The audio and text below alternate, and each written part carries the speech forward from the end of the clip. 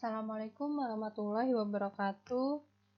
Alhamdulillah, pada pagi hari ini kita masih bisa belajar seperti biasanya. Hari ini kita akan membahas tentang sistem reproduksi hewan.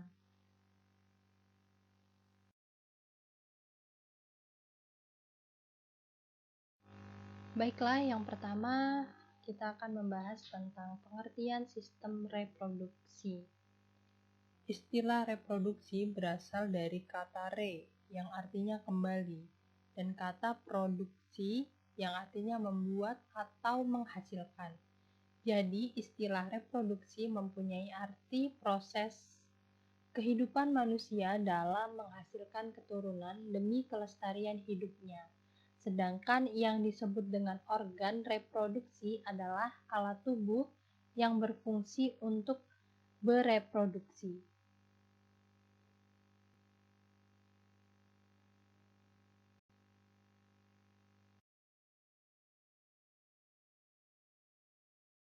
Selanjutnya, kita akan membahas organ reproduksi hewan.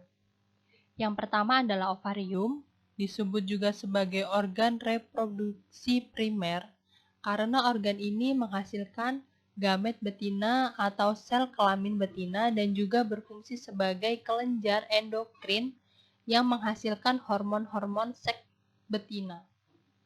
Yang kedua adalah folikel, terletak dalam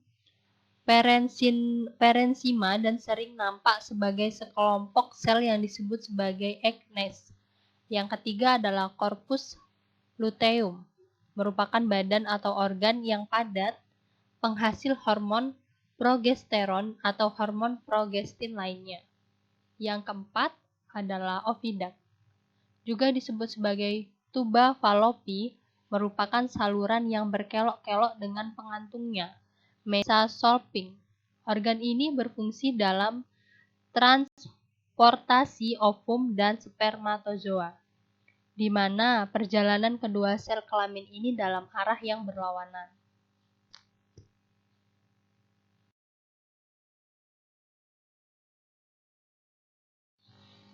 Masih tentang organ reproduksi hewan, selanjutnya adalah infundibulum. Bagian dekat dengan ovarium berbentuk seperti corong. Infundibulum ini merupakan sebuah bursa mengelilingi ovarium. Berikutnya adalah uterus. Pada umumnya uterus terdiri dari 2 kornua atau tundung uterus dan 1 korpus atau badan uterus, merentang dari utero-tubal junction sampai ke serviks atau leher uterus. Fungsi utama dari uterus adalah tempat berdiam dan memberi makanan embrio.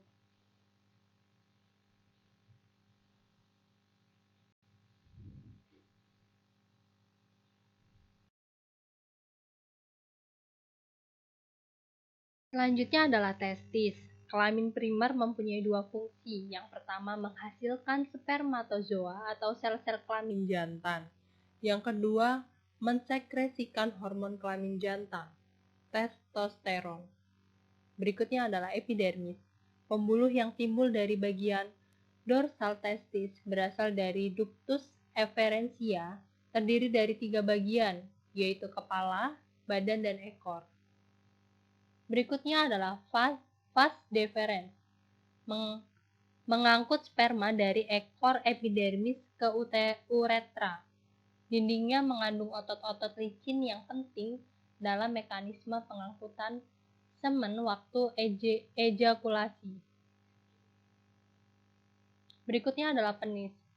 Organ kopulasi pada ternak jantan membentang dari titik uretra keluar dari ruang pelvis di bagian dorsal sampai dengan pada orifisium uretra eksternal pada ujung bebas dari penis.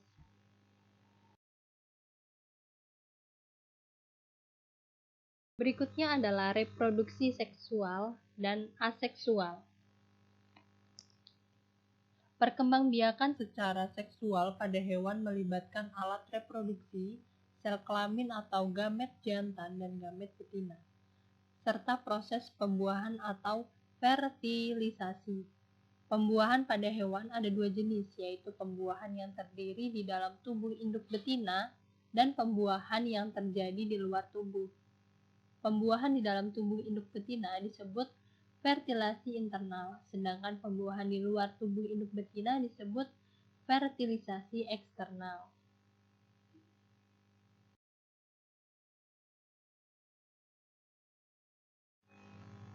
Berikutnya, masih lanjutan tentang reproduksi seksual dan aseksual. Setelah terjadi pembuahan atau fertilisasi, akan terbentuk zigot yang kemudian berkembang menjadi embrio.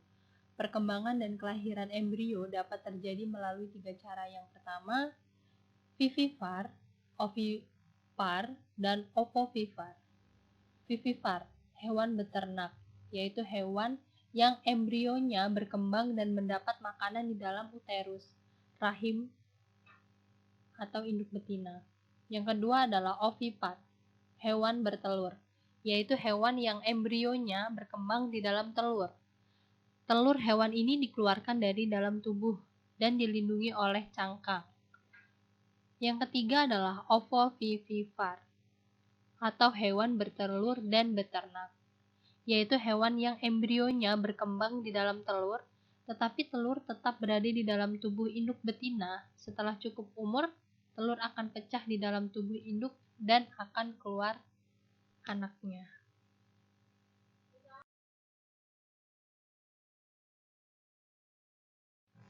Masih menyinggung yang tadi, yaitu reproduksi aseksual adalah reproduksi yang terjadi tanpa adanya peleburan sel gamet jantan dan betina.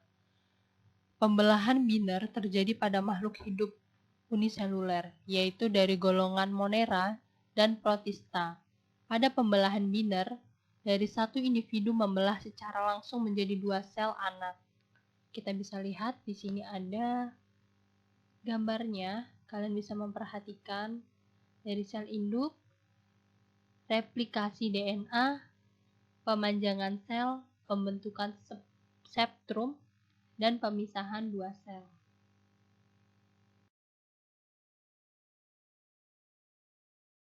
Selanjutnya adalah fragmentasi, berasal dari kata fragmen yang artinya bagian-bagian. Pada fragmentasi, individu baru terbentuk dari bagian tubuh induk yang terbagi-bagi, baik secara sengaja ataupun tidak. Partenogenesis adalah bentuk reproduksi aseksual di mana betina memproduksi sel telur yang berkembang tanpa melalui proses fertilisasi.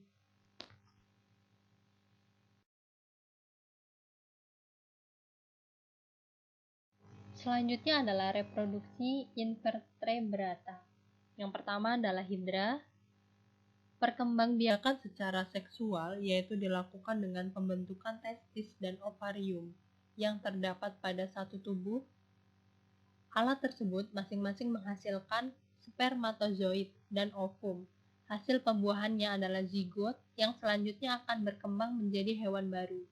Yang kedua adalah perkembangbiakan secara aseksual, yaitu terjadinya penonjolan yang terdapat pada bagian tubuh induknya yang beberapa lama kemudian penonjolan itu akan lepas dan terbentuklah individu baru.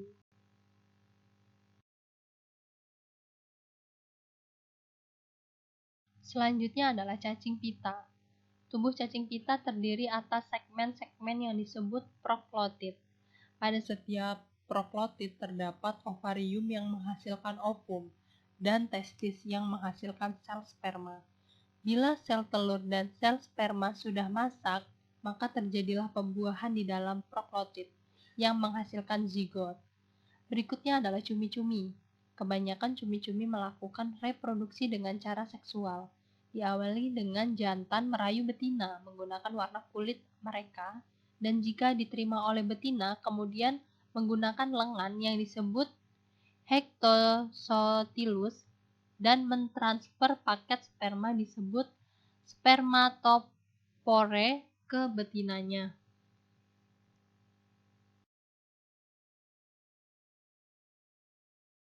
Berikutnya adalah ubur-ubur. Ubur-ubur jantan melepaskan sperma dalam air.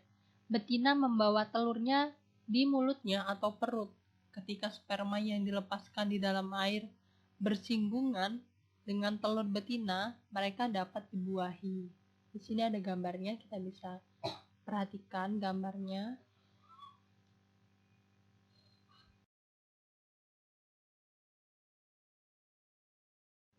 Masih membahas reproduksi vertebrata, yaitu pada ikan. Pembuahan terjadi di luar tubuh, yaitu di dalam air. Sekali bertelur, ikan mampu menghasilkan ribuan telur yang tidak dilindungi oleh cangkang. Telur yang telah dibuahi selanjutnya ada yang dibiarkan terapung-apung dalam air, ada yang ditempatkan dalam sarang dan dijaga oleh induknya, ada yang ditempelkan pada tanaman dalam air, serta ada pula yang disimpan dalam rongga mulut.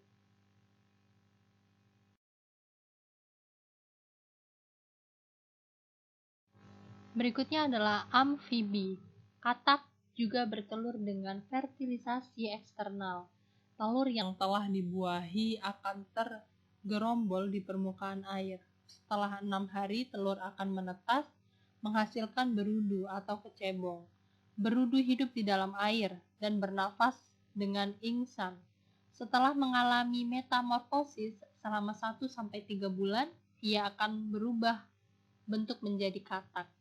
Pada umur 1 tahun, katak telah menjadi dewasa.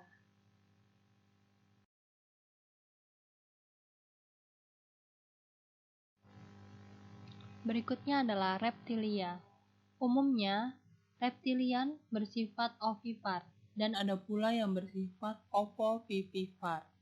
Pembuahan terjadi di dalam tubuh, atau fertilisasi internal. Telur dilindungi oleh cangkang.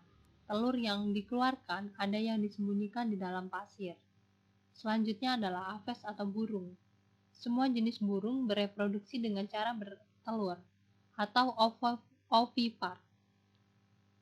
Pada burung yang mengerami telurnya, ada yang menyimpannya dalam lubang-lubang yang ditutupi daun, ada pula yang menyimpannya di dalam pasir. Seekor burung sekali musim hanya mampu bertelur beberapa butir saja. Yang terakhir adalah mamalia. Mamalia berkembang biak dengan cara melahirkan anak atau vivipar. Proses pembuahannya terjadi di dalam tubuh induk betina atau fertilisasi internal. Meskipun demikian, ada beberapa jenis mamalia yang tidak melahirkan anaknya, tetapi bertelur. Contohnya adalah platypus. Alhamdulillah, cukup sekian yang bisa Ibu sampaikan. Terima kasih telah memperhatikan. Kurang dan lebihnya Ibu mohon maaf. Kepada Allah Ibu mohon ampun. Ibu akhiri. Wassalamualaikum warahmatullahi wabarakatuh.